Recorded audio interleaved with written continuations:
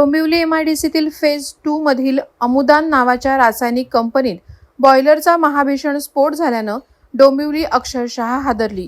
या स्फोटात आतापर्यंत 8 जणांचा मृत्यू तर 64हून अधिक जण जखमी आहेत।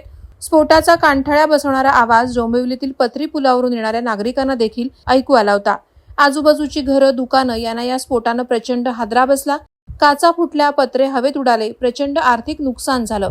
एखादा भूकंप यावा असंच रौद्र रूप या स्फोटाचं होतं।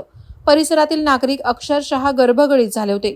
याच स्फोटानं रोहिणी चंद्रकांत कदम या तरुणीचं गृहप्रवेशाचं स्वप्न हिरावून घेतलं। या भीषण स्फोटात 25 वर्षीय रोहिणी कदमचा अकाली आणि अत्यंत वेदनादायी मृत्यू झाला।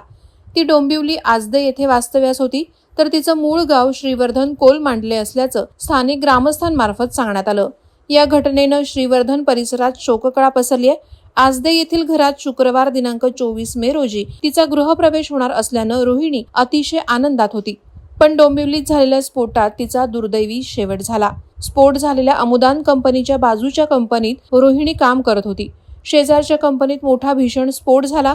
त्या तीव्रतेनं झालेल्या स्फोटाची धग रोहिणीच्या कंपनीलाही लागली। त्याच्यात जखमी होऊन रोहिणीचा करुण अंत झाला। स्फोटाची माहिती मिळताच रोहिणीच्या नातेवाईकांनी रुग्णालयात धाव घेतली, मात्र या ठिकाणी रोहिणी नसल्याचं त्यांना समजलं। जळालेल्या अवस्थेतील एका महिलेचा मृतदेह शास्त्रीनगर रुग्णालयात असल्याचं रोहिणीच्या नातेवाईकांना समजलं। ही माहिती कळताच त्यांनी शास्त्रीनगर रुग्णालयात धाव घेतली। मृतदेह जळालेल्या अवस्थेत असल्यानं ओळख पटत नव्हती। रोहिणीच्या दातांना तार होती। तिने गुरुवारी मेहंदी रंगाचा ड्रेस परिधान केला होता। त्याच ड्रेसवरून आणि दातांच्या तारेवरून तिच्या चुलत भावानं मृतदेह ओळखला। मात्र रोहिणीच्या अकाली निधनामुळे संपूर्ण कुटुंबावर दुःखाचा डोंगर कोसळला आहे। वादळवारा लाईव्हसाठी न्यूज ब्युरो, डोंबिवली।